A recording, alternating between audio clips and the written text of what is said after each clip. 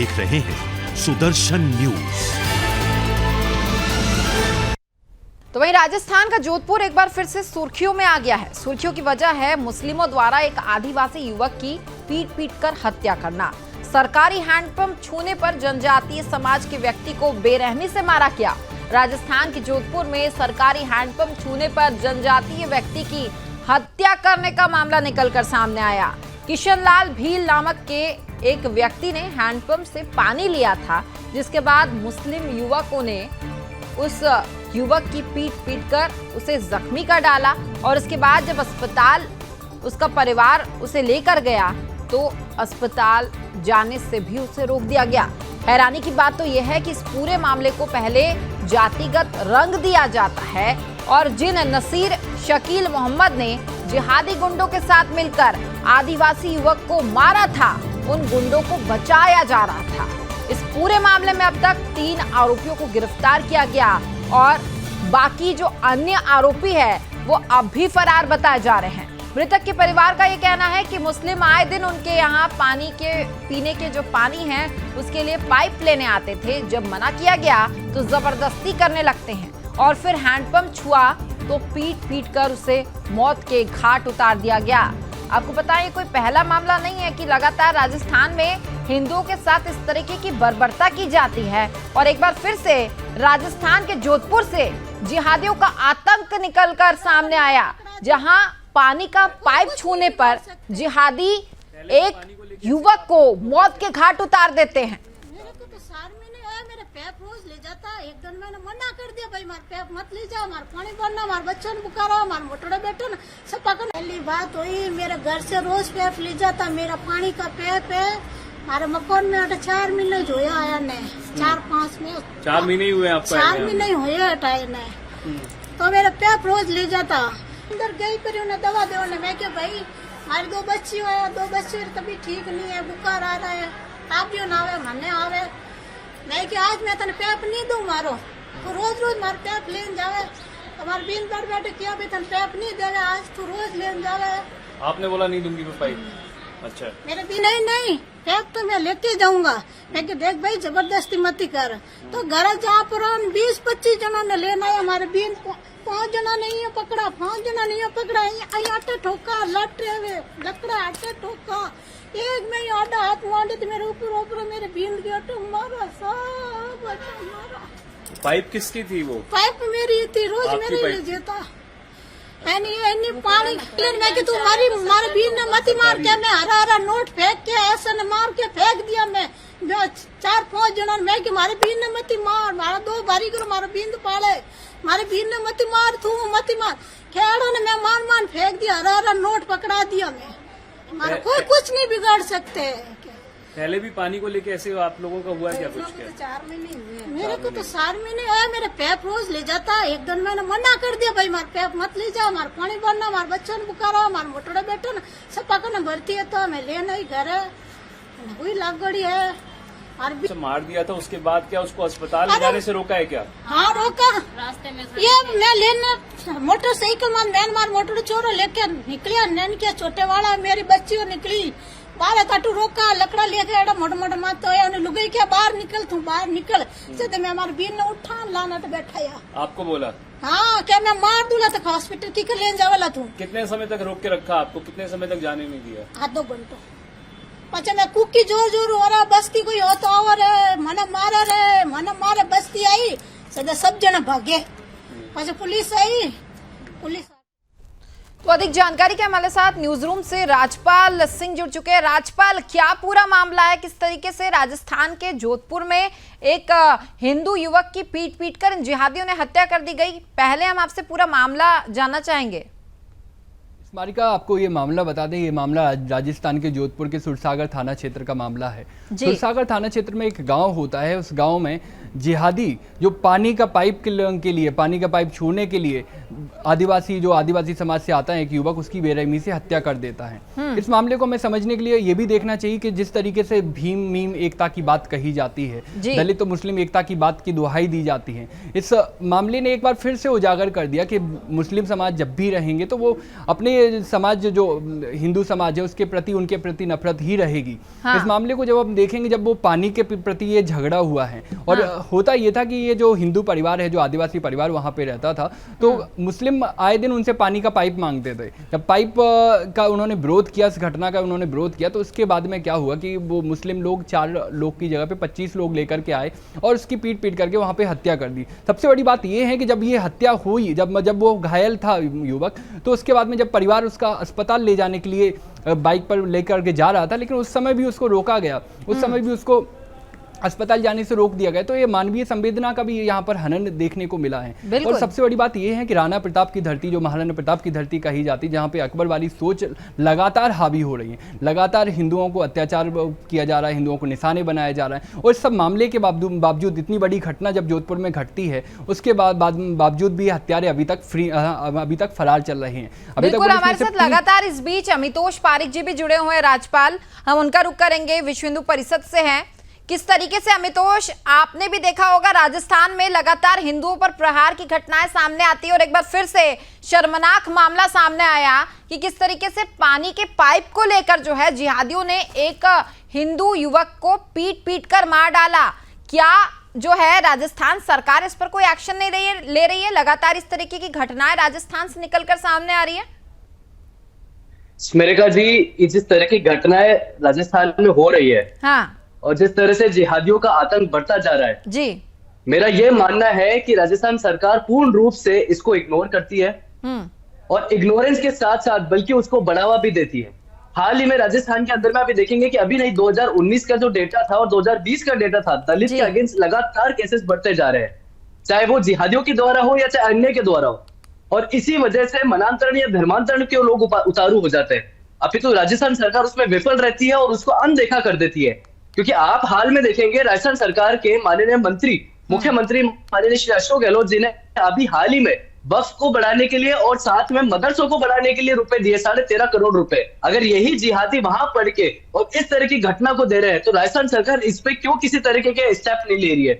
Action बहुत जरूरी है। लगातार जिहादियों का आतंकवाद बढ़ा जा रहा है और ये आपके सामने नहीं बल्कि अन्य पूरे राजस्थान के सामने ये बात आ चुकी है कि किस तरह से राजस्थान सरकार जिहादियों का समर्पण और जिहादियों को समर्थन करती है। और ये आज की घटना ये बताती है कि जिहादी सिर्फ हमारे हिंदू मुसलमान नहीं, जिहादी लोअर कास्ट जो भी आ रहे हैं, दलित आ रहे हैं, हमारे दलित भाई बहन, इनके ऊपर भी अत्याचार करने पे उतारू हो गए, क्योंकि इनके लिए हम और सब काफिर की श्रेणी में ही आते हैं। इसलिए इससे राजस्थान सरकार से मैं आपके माध्यम से अपील करता हूं कि इस पे सख्त से सख्त कार्रवाई करी जाए और जितने भी जिहादी इसके अंदर में अंतर्गत कन्हैया लाल के बाद अब किशन लाल भील जो है, इनकी हत्या कर दी जाती है। इस तरीके से लगातार हिंदुओं को टारगेट करना क्या राजस्थान सरकार पर सवाल नहीं खड़े कर रहा है? आप विश्व हिंदू परिषद से किस तरीके का स्टैंड लेंगे आप इसको लेकर?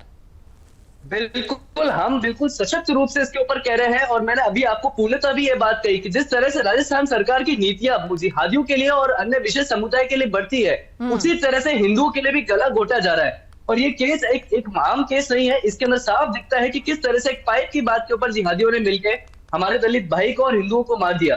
और ये ऐसे ही नहीं, अलवर के अंदर आप मॉब लिंचिंग देखेंगे, आप गोपालगढ़ हत्याकांड देखेंगे, आप अन्य कितने मामले देखेंगे, करौली हिंसा देखेंगे। ये जिहादी इतने पनप चुके हैं राजस्थान में क्योंकि सरकार का नेतृत्व तो उनके समर्थन में है, और जब तक सरकार इन पे एक्शन नहीं लेगी तब तक आए दिन से भी ये घटनाएं नहीं, हमारे सारे भाई बहन जितने भी है वो धर्मांतरण के ऊपर भी उतारू हो चुके हैं, हम उनको रोक भी नहीं पा रहे हैं।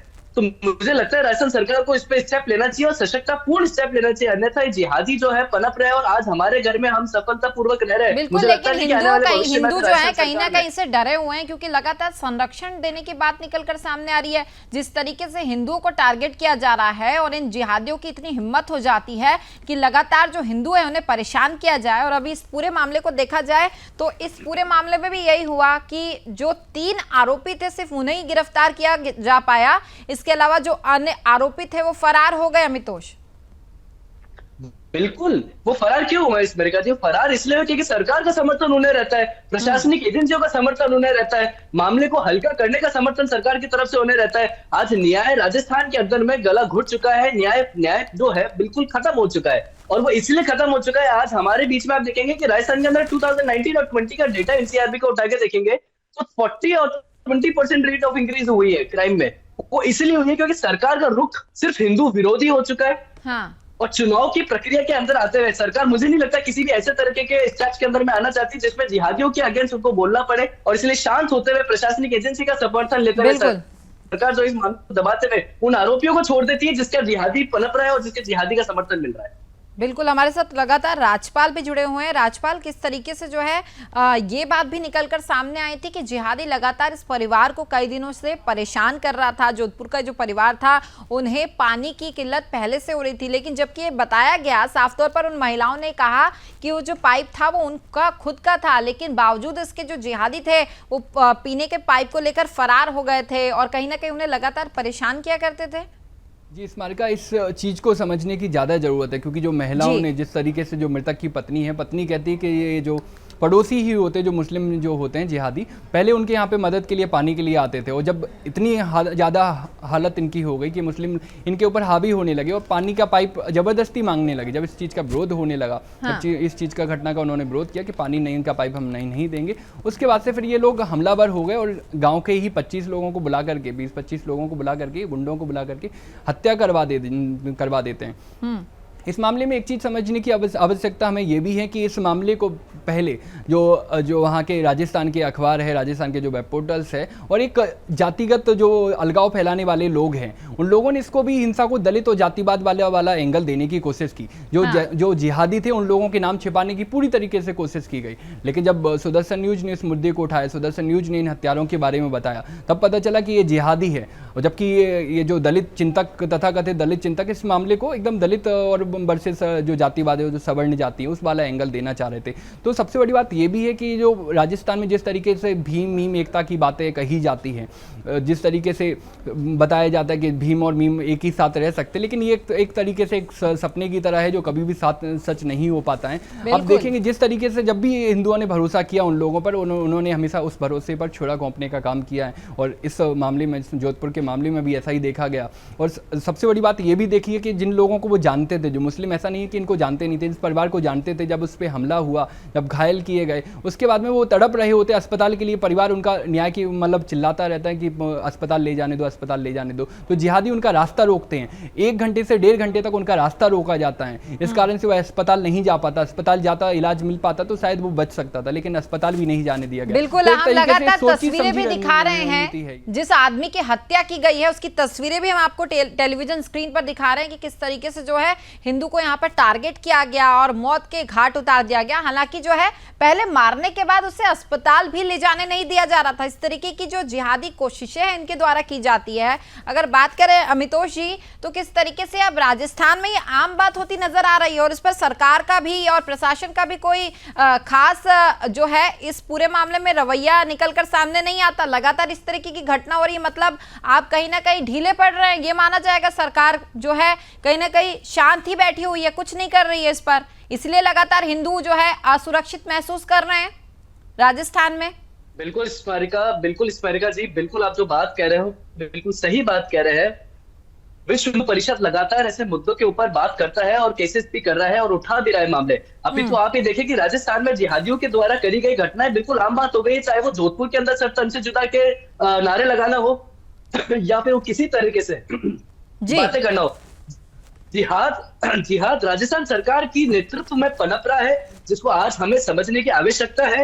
और आज नहीं, अंतिम तल तक हम लोग विश्व हिंदू परिषद इसके ऊपर कार्रवाई सरकार से मांग करेगा, और लगा कि इसके अंदर करना है तो विधि प्रकोष्ठ के द्वारा भी इसके ऊपर सहायता दी जाएगी विश्व हिंदू परिषद के द्वारा, क्योंकि ऐसे सरकार द्वारा समन दिए गए जिहादियों को हम संगठन इसको बिल्कुल भी फलक नहीं देगा। ये मैं आपको आश्वासन देना चाहता हूँ। बिल्कुल अमितोष जी, हमें याद है कि राजस्थान में किस तरीके से हिंदू देवी देवताओं का अपमान किया जाता है। पहले मंदिरों में जो है देवी देवताओं की मूर्ति तोड़ी जाती है, मंदिर तोड़े जाते हैं, और इससे पहले भी जो है कन्हैया लाल की वहां पर हत्या हुई थी। और एक बार फिर से शर्मनाक मामला राजस्थान के जोधपुर से निकल कर आया। और अब देखने वाली बात होगी कि इस पर जो है सरकार का क्या स्टैंड होता है और क्या एक्शन होता है, क्योंकि अब तक सिर्फ 3 आरोपियों को ही इस पूरे मामले में गिरफ्तार किया गया है। आप सभी का बहुत बहुत धन्यवाद, राजपाल जी आपका भी, और साथ ही अमितोष पारिक जी आपका भी बहुत बहुत धन्यवाद। तो आपको बताया कि जोधपुर में एक शर्मनाक मामला निकलकर सामने आया।